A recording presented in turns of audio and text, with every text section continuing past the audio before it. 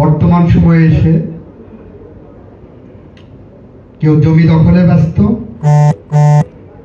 কেউ ক্ষমতায় যাওয়ার জন্য ব্যস্ত, কেউ পদ পদবি দখলে ব্যস্ত, কেউ নিজস্ব লোক পুনর্বাসনে ব্যস্ত। কিন্তু খুনিদের ধরিয়ে দেওয়ার জন্য, খুনিদের বিচারের জন্য আমাদের উপর যে পরিমাণ চাপ প্রয়োগ করার প্রয়োজন ছিল সেইখানে আপনারা ফোকাস করেননি। আপনারা যত বেশি আমাদের উপরে চাপে রাখবেন, আমরা তত বেশি এই বিষয়টাকে আরো সামনের দিকে এগিয়ে নিতে সচেষ্ট থাকব। আপনারা যত বেশি অতন্দ্র প্রহরীর মতো দায়িত্ব পালন করবেন, আমরা রাষ্ট্রের এবং জনগণের দায়িত্ব পালন করতে যেয়ে তত বেশি এজেন্ডা ভিত্তিক সাহসিকতা নিয়ে এগিয়ে যাব। আজকে যে ঐক্যের প্রয়োজন, ঐক্য ছাড়া সংস্কার সম্ভব নয়, সংস্কার ছাড়া যৌক্তিক কোনো বাংলাদেশ আপনাদের উপহার দেওয়া সম্ভব নয়। ঐক্য ছাড়া, সংস্কার ছাড়া এই বিচার প্রক্রিয়া দ্রুততম সময়ের মধ্যে করাটা কঠিন এবং দুরূহ বলে মনে করি আমরা। আমার কাছে দ্বিতীয় চ্যালেঞ্জ যেটা মনে হয় সেটা হলো, এ জাতি প্রত্যাশা করে বাংলাদেশের বিচার বিভাগ তার স্বকীয়তায় ফিরে আসুক। এই জাতি প্রত্যাশা করে এই বিচার নিয়ে যাতে আন্তর্জাতিকভাবে এবং জাতীয়ভাবে কোনো ক্যাঙ্গারু কোর্টের তকমা না লাগে, কোনো ফরমাইশি রায়ের তকমা না লাগে। আমাদের কাছে এই ক্রেডিবিলিটিটা মেনটেন করা অনেক বেশি চ্যালেঞ্জের। আর সে কারণেই আমরা দ্ব্যর্থহীনভাবে আপনাদের বলতে পারি, আমাদের হাতে যে মশাল আপনারা দিয়েছেন, জাতিকে সঠিক বিচার ব্যবস্থার দিকে নিয়ে যাওয়ার জন্য আমাদেরকে যে দায়িত্ব আপনারা দিয়েছেন, আমরা সেই দায়িত্ব নৈতিকভাবে, আইনগতভাবে এবং আন্তর্জাতিক মানদণ্ড বজায় রেখে দ্রুততম সময়ের মধ্যে এই বিচার প্রক্রিয়া সম্পন্নের দিকে নিয়ে যাব। আমাদের আইন উপদেষ্টা মহোদয় আছেন, উনি ইতিমধ্যেই বলেছেন এই বিচার প্রক্রিয়াকে ত্বরান্বিত করার জন্য সরকারের প্রধান অন্যতম এজেন্ডা হিসাবে বাস্তবায়ন করার জন্য ইতিমধ্যে ওনার মন্ত্রণালয় কি কি দায়িত্ব পালন করেছেন। আমরা ওনার স্বপ্নের সারথি। আমরা বলতে পারি, চৌধুরী আলম থেকে শুরু করে মুগ্ধ আবু সাঈদদের রক্তের বিনিময়ে, জীবনের বিনিময়ে আমরা যে পথে পা বাড়িয়েছি, সেই পথ থেকে আমাদের আমৃত্যু কেউ সরাতে পারবে না। আমরা বাংলাদেশের স্বাধীনতার চেতনা যেমন বিশ্বাস করি, ৭১-এর মুক্তিযুদ্ধের চেতনা যেমন বিশ্বাস করি, সাংবিধানিক শাসনের কথাই যেমন বিশ্বাস করি, আমাদের সেই বিশ্বাসে নতুন করে আলো জ্বেলে দিয়েছে আবু সাঈদ মুগ্ধ সহ অজস্র জানা অজানা শহীদ, যারা জুলাই বিপ্লব উপহার দিয়ে গেছে। আজকে একটি কনফিউশন তৈরি হয়েছে। Let it be very clear to all of you.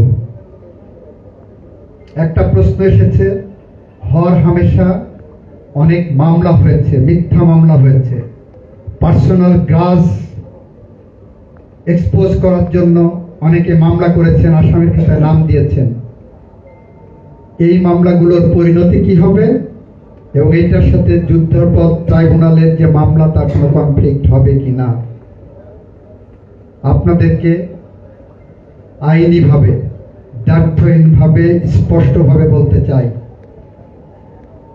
মানবতা বিরোধী অপরাধের যে বিচার ট্রাইব্যুনাল গঠন করা হয়েছে, সেই ট্রাইব্যুনালে 1973 সালে আন্তর্জাতিক অপরাধ বিশেষ ট্রাইব্যুনাল আইন 1973 সালের 19 নম্বর আইন, সেই আইনে যে মানবতা বিরোধী অপরাধের সংজ্ঞা দেওয়া হয়েছে, যার মধ্যে হত্যা,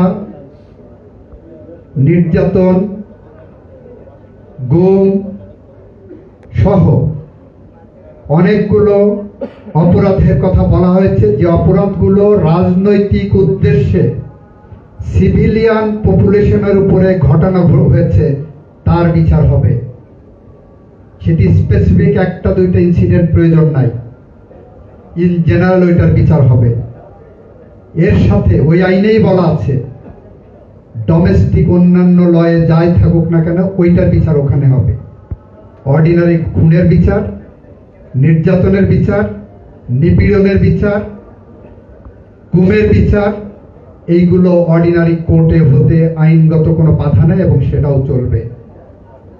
ফলে যদি আমরা মাস্টার মাইন্ড আছেন, প্রত্যক্ষ এবং পরোক্ষভাবে যারা বাংলাদেশের সিভিলিয়ান পপুলেশনকে রাজনৈতিক উদ্দেশ্যে হত্যা করেছেন, খুন করেছেন, গুম করেছেন, নির্যাতন করেছেন, নিপীড়ন করেছেন, এমনকি রাজনৈতিক দলকে ব্যবহার করে সেক্সুয়াল অ্যাবিউজও করেছেন, ধরে নিয়ে যে মানুষকে ধর্ষণ করেছেন, তাদের বিচার ওই অপরাধ ট্রাইব্যুনালের মধ্যে হবে, সেখানে আইনগত কোনো বাধা নাই।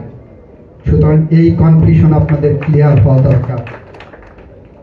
গোটা জাতির সামনে অনেকেই প্রশ্ন আমাদেরকে ইতিমধ্যে করেছেন, আমাকে করেছেন। জেনারেল হত্যা মামলা, পেনাল কোডের হত্যা মামলা এবং এই মানবতা বিরোধী অপরাধের মামলা দুটো সম্পূর্ণ ভিন্ন জিনিস এবং ভিন্ন আঙ্গিকে উপস্থাপিত হবে। আরেকটা বিষয় আপনাদেরকে আশ্বস্ত করতে চাই, রুলস অফ এভিডেন্সে যে বিষয় আছে সেখানে বলা আছে, যেটা আমাদের অর্ডিনারি 1872 সালের সাক্ষ্য আইন আছে বাংলাদেশে প্রচলিত, যদিও ট্রাইব্যুনালের ক্ষেত্রে সেই সাক্ষ্য আইন প্রযোজ্য নয়, তারপরেও বলছি সেই সাক্ষ্য আইনেও বলা আছে একটি ঘটনা এবং একজন সাক্ষী যথেষ্ট, যদি সেই সাক্ষীটা সলিড সাক্ষী হয়। আরেকটি আইনি তত্ত্ব আছে, man may tell lies, circumstances can never. বিগত 16 বছরে যে পরিবেশে হত্যা করা হয়েছে, যে পরিবেশে গুম করা হয়েছে, নির্যাতন করা হয়েছে, একজন সাক্ষী না, আমরা অগণিত সাক্ষী পেয়েছি, অসংখ্য সাক্ষী পেয়েছি। আমরা স্বচ্ছ কাচের মতো সাক্ষ্য পেয়েছি, যেটা বিচার প্রক্রিয়া থাকা অবস্থায় আপনাদের সামনে তথ্য আনা সুযোগ নাই। সুতরাং আপনারা নিশ্চিত থাকতে পারেন, জনাব আসিফ নজরুলের যে কাঁধে যে দায়িত্ব আপনারা দিয়েছেন, সেই দায়িত্ব ওনার সেনাপতি হিসাবে, ওনার অ্যাটর্নি জেনারেল হিসাবে, ওনার চিফ প্রসিকিউটর হিসেবে আমরা আপনাদের পক্ষ থেকে সুষ্ঠুভাবে পালন করব, ইমানি দায়িত্ব হিসাবে। আমাদের মধ্যে কোনো লোভ নাই, আমাদের কেউ কিনতে পারবে না, আমাদের কেউ ইনফ্লুয়েন্স করতে পারবে না। আমাদের কোনো ভাই, কোনো আত্মীয়, কোনো মামা, কোনো চাচা, কোনো বন্ধু, কোনো প্রতিবেশী কেউ এসে এই বিচার প্রক্রিয়া থেকে সরাতে পারবে না, সেই প্রতিশ্রুতি এবং প্রত্যাশা আপনাদের কাছে ব্যক্ত করছি। আপনাদের এখানে একটি প্রশ্ন এসেছে, এই বিচারটাই আমরা কি প্রতিশোধ নিতে চাচ্ছি?